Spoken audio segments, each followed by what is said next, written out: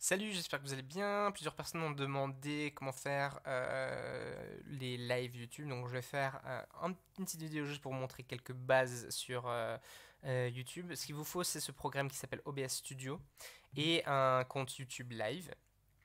Quand vous créez un flux live dans YouTube Live, on va vous donner ici quelque chose qui s'appelle le clé de flux. On va le copier et on va le mettre directement dans OBS Studio juste ici. On l'a déjà mis ici. Et comme ça, OBS sait où envoyer le flux. On va ensuite ajouter plusieurs éléments dans cette configuration. Donc d'abord, on va rajouter une vidéo qu'on a déjà préenregistrée de louange. On peut aussi faire un live, ce que je peux vous montrer après, mais dans la plupart des cas, je pense que ça va être une vidéo qui est déjà préenregistrée, donc on va le mettre ici.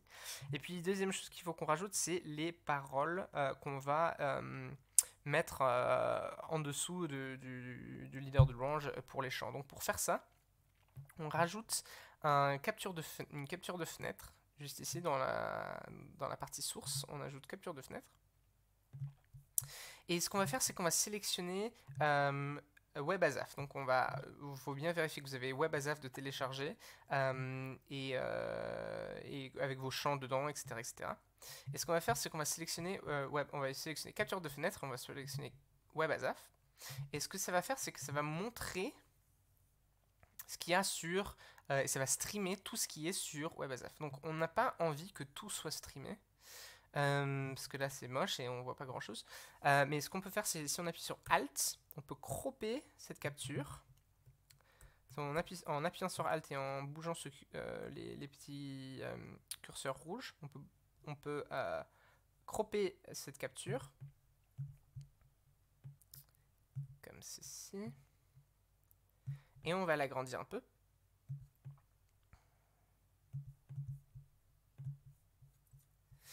Et là, on peut voir que les paroles arrivent de WebASF. Non, quelques petites choses à garder en tête. La première, c'est que on est en train de capturer la fenêtre de WebASF complètement.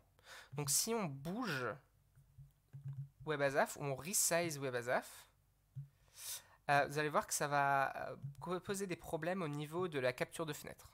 Donc, ce que je vous conseille de faire, c'est de garder WebASF en plein écran et de le garder et de faire le resize et le crop quand WebASF est en plein écran. Et comme ça, vous n'aurez pas de problème. Il faut juste garder WebASF en plein écran pour que ça fonctionne.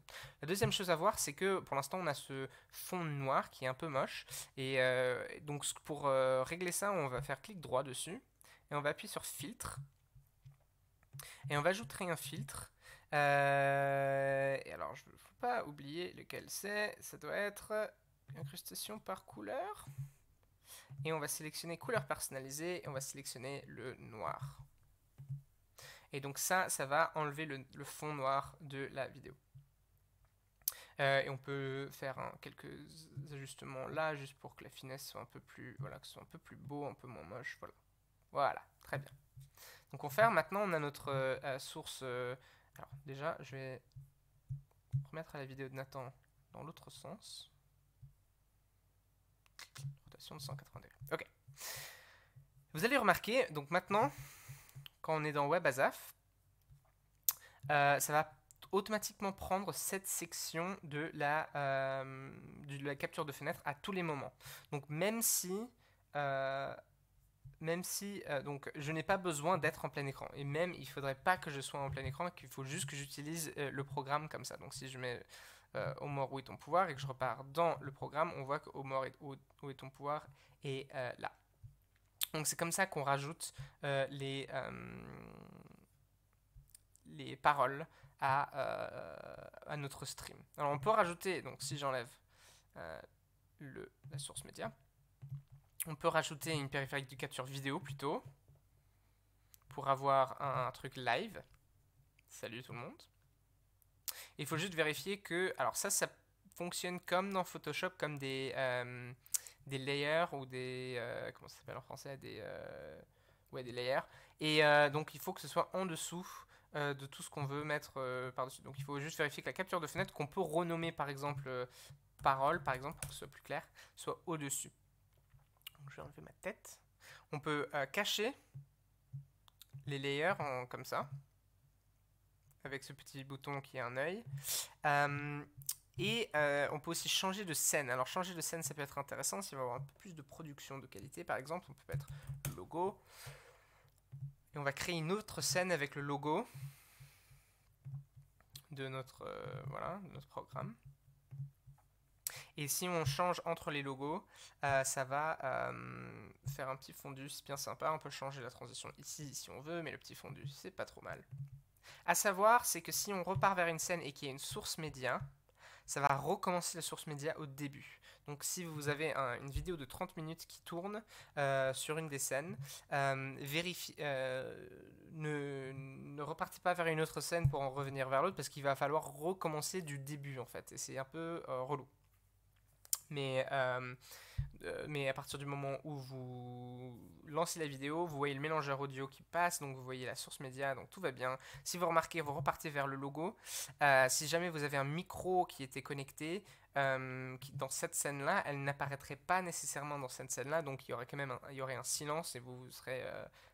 ce qui est sur le mélangeur audio là, c'est ce qui part dans le live.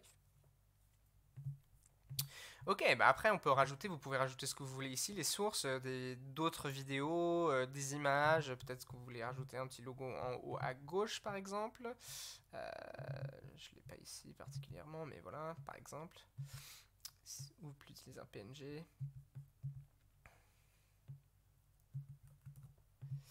Vous pouvez aussi ajouter des slides, des diaporamas, des PowerPoint ou des petits textes.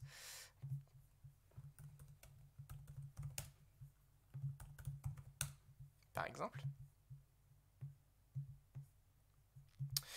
Ça c'est très moche, mais c'est pas grave. Et puis, ça c'est les bases pour mettre les paroles. Et puis pour commencer le streaming, vous appuyez ici sur commencer le streaming. Donc vous pouvez, voilà, donc maintenant tout ce qui est sur cet écran là c'est du live. Si on repart dans YouTube Live, ça va apparaître ici. Dans un petit moment. Voilà. Alors en sachant qu'on n'est pas encore live, ça pour l'instant c'est pour vérifier et bien tester que ce qui se part de OBS part bien au YouTube Live, mais on ne sera pas vraiment en live ou en direct. On sera seulement live si on appuie ici sur le bouton passer au direct. Là on ne veut pas le faire, mais au moment où vous serez prêt, vous pouvez appuyer sur passer au direct. En sachant que le live va commencer là où vous êtes tout de suite dans le live. Ça ne va pas commencer au début bien sûr. Donc voilà. Je pense que j'ai un peu fait le tour. N'hésitez pas à m'envoyer des questions si vous en avez. Une dernière petite chose, c'est un petit mode avancé, c'est le mode studio qui est là. C'est pour avoir un aperçu de ce que vous voulez, ce que vous avez, et avoir une autre fenêtre ici pour voir qu'est-ce qui est vraiment live. Donc ça peut être pratique si vous avez des choses plus compliquées avec plusieurs scènes, plusieurs sources, à vérifier que tout fonctionne avant de le balancer. Mais pour la plupart des gens, je pense que le mode normal serait parfaitement suffisant. Et donc pour faire... ah oui, une dernière chose. Plein de petites dernières choses. Donc pour faire les paroles au bon timing, alors que la vidéo est en train de tourner, il va falloir avoir quelqu'un qui fait les paroles, comme un dimanche matin. Donc pour faire ça, il va falloir écouter pas le live qui sort de YouTube, parce que ce sera en retard, mais le live qui sort de OBS. Donc pour faire un monitoring audio, donc ça veut dire parce que pour l'instant, par défaut, on n'entend pas la source alors qu'elle est en train de jouer pour pas que ça enfreine avec le direct. Donc il faut qu'on puisse écouter Nathan pour savoir quand placer les paroles. Donc pour faire ça, on va appuyer sur éditer. Et non, on va aller dans paramètres d'abord et on va aller dans audio. Et bien vérifier que votre... c'est où périphérique de monitoring audio, c'est bien vos haut-parleurs, c'est bien le bon périphérique. Donc pour moi c'est haut-parleur, pour que je puisse l'entendre. Et on va appuyer sur OK. Et puis on va appuyer dans éditer et appuyer sur propriété audio avancée. Et on va activer le monitoring.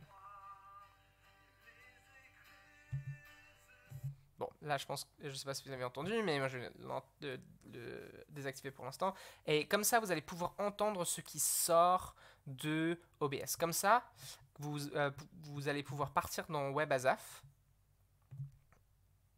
et faire les paroles dans le bon timing. Comme si c'était un dimanche matin et que vous étiez projectionniste au fond de la salle.